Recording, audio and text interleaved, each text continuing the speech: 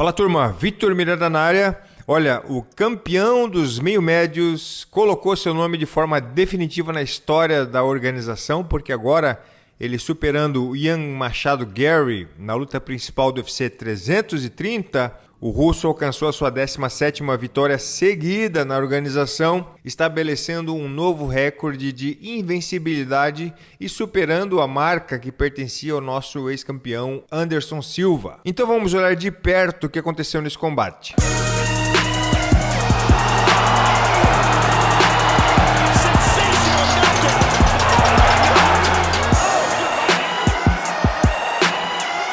Primeiro round começa os dois trabalhando muitas fintas, especialmente no caso do Gary, os chutes médios e altos. Esses chutes também serão importantes para a manutenção da distância, mas contra o Islam Makhachev, esse golpe é perigoso porque abre a oportunidade de catar essa perna e aplicar uma queda. Do outro lado, o russo trabalha as fintas de entradas de queda, né? Ele desce e sobe o nível muitas vezes. Então, pelas fintas dos dois, nós já sabemos exatamente o que cada um quer fazer, certo? O Ian Gary quer manter a distância e trabalhar os golpes da luta em pé, e o russo quer colocar as quedas. O Makhachev sempre teve uma boa vantagem contra os adversários da categoria de baixo, quando se fala em distância, né? O canhoto, por si só, ele consegue atingir os seus adversários de mais longe, só que nessa luta é o irlandês que tem essa vantagem da distância. Então nós podemos reparar que o Ian Gary não precisa andar para frente para se aproximar. Ele já está na distância, o trabalho todo agora é todo no Makhachev para tentar encurtar e conectar os seus golpes. Veja que ele tenta até caminhar para fora, né, para criar aquele ângulo favorável, mas mesmo assim ele continua longe. Mas a questão é que o russo não está preocupado em se aproximar para bater, apenas para entrar em queda. Então ele se movimenta, coloca um chute, faz menção de trocar alguns golpes, volta para a posição e entra para aplicar a queda atacando a perna da frente do Gary, que está mais próxima por eles estarem de bases opostas. Então justamente se a distância não é favorável para a trocação, não tem problema, porque a intenção não é sair na mão, e sim levar essa luta para o solo. E para isso a distância é suficiente, porque o Makhachev tem uma entrada de longe, onde ele estende os braços para alcançar a perna da frente e imediatamente chegar com o corpo todo conectado. E aqui já é possível perceber a excelência do russo em aplicar esta queda. Porque na primeira tentativa de defesa, bem treinada e clássica do Ian Gary, é colocar a mão direita atrás da perna do adversário e forçá-lo para essa mesma direção que ele está fazendo agora. Assim, ele cai de cabeça no chão, enquanto o Gary vai saindo do quadril, ficando na lateral para defender e até de repente conseguir uma catada de costas. Mas qual que é a jogada aqui do russo? Ele tira a força da perna da frente, que o colocaria de cabeça no chão, e direciona a força agora para a perna de trás, dificultando completamente a técnica de defesa. Gary insiste nessa defesa e por um segundo ele consegue chegar na posição desejada, com o russo preso na perna da frente, com a cabeça no chão e o quadril do irlandês livre para começar a trabalhar a defesa. Mas novamente o Makhachev direcionou a pegada para a perna de trás. E além dessa mudança de direção muito habilidosa, tem outro elemento que dificulta a defesa do Gary. É que uma vez que o russo gruda na perna, imediatamente ele laça o tornozelo do Gary com a sua própria perna. Então essa perna fica presa, mesmo fazendo a defesa correta, saindo do quadril, ele não consegue livrar a perna de dentro, dando tempo para o campeão trocar a direção. Agora a queda já está se encaminhando, colocou o Gary de lado, mas para garantir que o adversário não faça o sprawl, que é jogar as pernas para trás e o quadril para baixo, o Makhachev já laça com a sua perna direita as pernas do Gary. Aí ficando naquela posição maravilhosa que os barbas sem bigode estão especialistas. Gary, ainda forte, consegue se livrar e corre para a grade. E aqui começa aquela briga, né? Para o campeão conseguir colocar o gancho na perna de fora. O Gary sabe disso e está travando junto com a perna esquerda flexionada, protegendo com o braço por cima. Quando o campeão consegue, o Gary briga para tirar novamente. Uma posição, inclusive, muito parecida com a luta do sul-africano contra o Chimaev. O Chimaev tentando passar o gancho e o du Plessis brigando para se livrar. Mas aqui, Ian Gary ainda tem que lidar com a tentativa de quebra de postura. O campeão a toda hora travando na cintura, ele se pendura para tirar a postura do Gary. Porque se o Makhachev consegue colocar o irlandês de quadril no chão, aí o negócio complica. Então a briga por muito tempo é essa. Tentar colocar o gancho, pesa para frente, tenta o gancho, se pendura para frente, tenta outro lado, não deu, volta, tenta o gancho, força para frente e assim ele vai desgastando o adversário durante esse primeiro round. O que mais impressiona é essa isometria que o campeão tem nessa pegada mão com mão na cintura. É uma insistência que para alguns é chato, mas para outros é genial. No intervalo do primeiro para o segundo round, os treinadores do Gary pediram para que ele não fique plantado na frente do adversário e comece a soltar golpes mais cedo. Na verdade, o Gary disparou apenas 2 golpes no primeiro round e ainda não conectaram. E realmente, o Gary começou bem mais ativo nesse segundo round. Em 30 segundos, ele já desferiu vários golpes, chutes frontais no joelho, chute alto, direto. Porém, esse direto aqui saiu longe demais, porque o direto contra um canhoto e com o pé da frente alinhado com o pé da frente do adversário não funciona, porque por mais que a envergadura do Ian Gary seja um pouco maior, é necessário criar um ângulo com o pé de fora para conseguir encaixar esse golpe. E também precisamos considerar que o Islam Makhachev é um cara extremamente tático, paciente, que nunca se expõe ao perigo e, portanto, ele não vai ficar parado esperando esse golpe. A preparação para encaixar esse golpe precisa ser muito precisa e igualmente paciente. Já o chute alto, ele funciona mesmo quando o Gary está alinhado com o pé da frente do adversário, porque é um golpe mais longo. Apesar da boa defesa do Makhachev, a distância do chute está correta. E nesse meio tempo, a única coisa que o campeão fez no segundo round foi as fintas, né? Entrada de queda, subindo e descendo o quadril.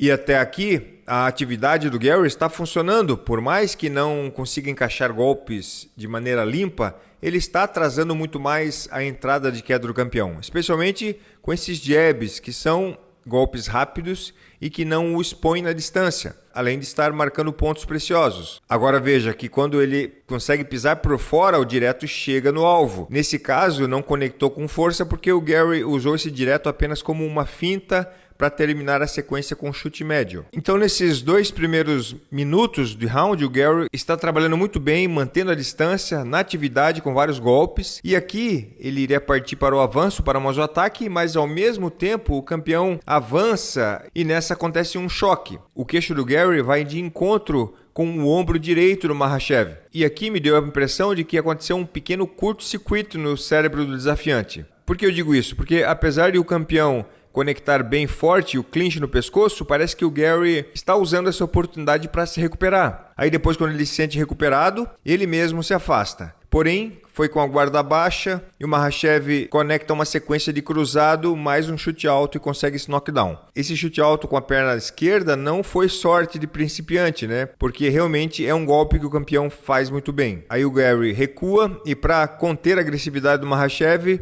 ele clincha. O campeão aproveita a luta agarrada, aproveita que o Gary está fazendo força contrária e usa a sua própria força para aplicar uma queda linda. O grande diferencial do campeão é que ele não erra, ele não se expõe, ele é muito paciente, só vai na boa, mas também nunca desperdiça uma oportunidade dada pelo seu adversário. Olha que curioso, na primeira metade do round, o Makhachev aguarda o erro do adversário. Aí se o adversário não erra, quando chega na metade do round, aí sim, o Makhachev toma a iniciativa e entra em queda. No terceiro round aqui, no mesmo de jeitinho que ele entrou no primeiro round, de longe, estende os braços para pescar a perna da frente do Gary e explode para grudar. Agora o Gary de costas na grade, o Makhachev, em vez de puxar esta perna esquerda para o centro do octógono e para baixo, ele escolhe passar o pé na perna de base, porque assim o Gary cai colado na grade e não tem espaço para fazer aquela defesa que ele fez no primeiro round, tirando o quadril para fora para tentar pegar as costas. Mas ainda assim, essa defesa veio bem treinada,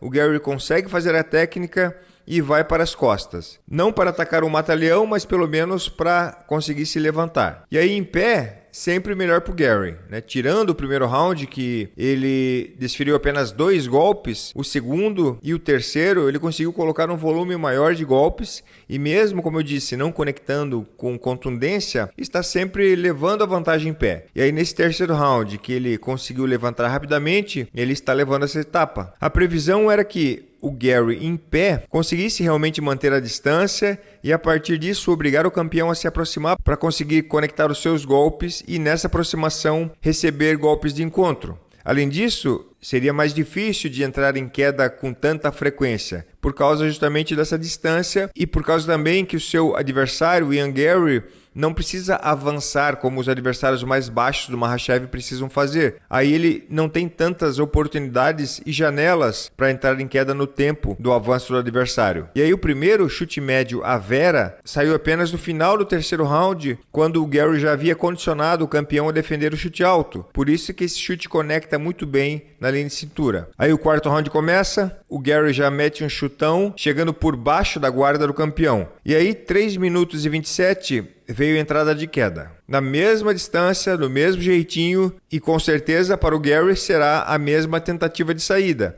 Olha só, e ele está conseguindo. E a previsão é que agora no meio do octógono o Makhachev vai tentar mudar a direção da queda, assim como ele fez no primeiro round. Mas o Garry está ligado e veja que legal, ele não deixa o Makhachev tirar o braço de dentro para laçar a outra perna e mudar a direção. Mas como as águias do Daguestão jamais desistem do seu propósito, se você defender 99 vezes, eles vão tentar 100 vezes. E aí, com a mobilidade de homem borracha, o campeão consegue livrar o braço esquerdo para dominar o quadril do Garry. Olha só onde está esse braço, cara. Não é dele esse braço aqui, não é possível. Só dá para saber que é dele porque tinha a fita vermelha na luva. Parece que ele deslocou a escápula para fazer esse movimento e depois colocou no lugar. Impressionante. Mas, de fato, o Ian Garry está muito bem preparado para defender essas quedas e, apesar de estar sendo nominado na grade, ele não deixa o campeão progredir nas posições, o que já é uma tarefa extremamente difícil. O quinto round começa.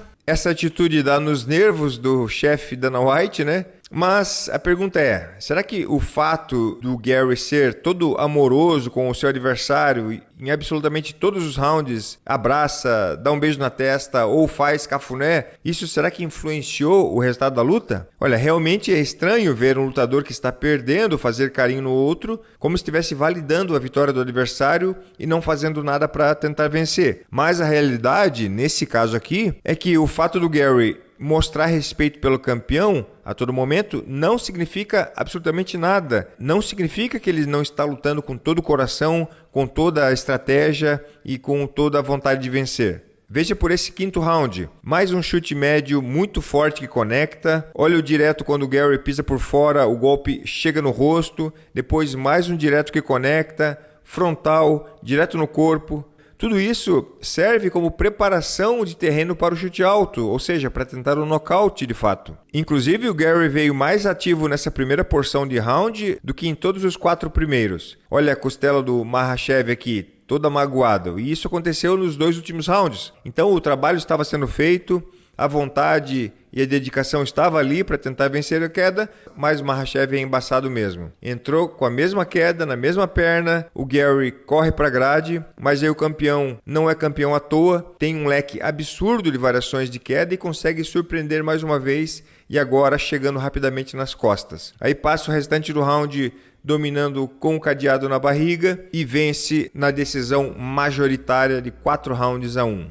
Meus amigos, não foi dessa vez, foi uma luta difícil para o Makhachev. Ian Garry provou que tem altíssima qualidade, é jovem ainda, cedo ou tarde pode se tornar campeão dessa categoria, mas agora é bola para frente e vamos ver qual será o passo do campeão recordista de vitórias consecutivas no UFC, Islam Makhachev. É isso aí, meus amigos. O que vocês acharam desse combate? Se gostaram da análise, porrada no like, se inscreva no meu canal para ajudar esse meu espaço a crescer, não perder as análises e os próximos conteúdos que eu farei com mais frequência. Tamo junto e até o próximo vídeo. Valeu!